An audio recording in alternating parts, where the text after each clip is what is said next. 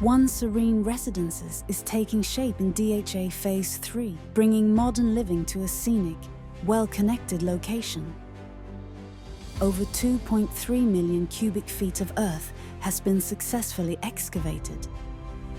This milestone has achieved the required levels for Part 2 raft, preparing the foundation for the next phase of structural development.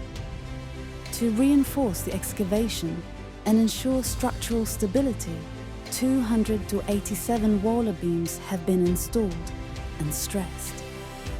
A total of 98,174 running feet of stressing wire has been placed, meeting all project specifications and construction standards.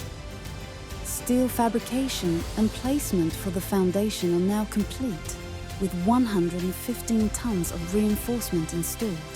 Dewatering operations are in progress to prevent water accumulation, protecting the foundation and keeping construction on track to bring your future home to life. The foundation is now ready for the next critical step: concrete pouring.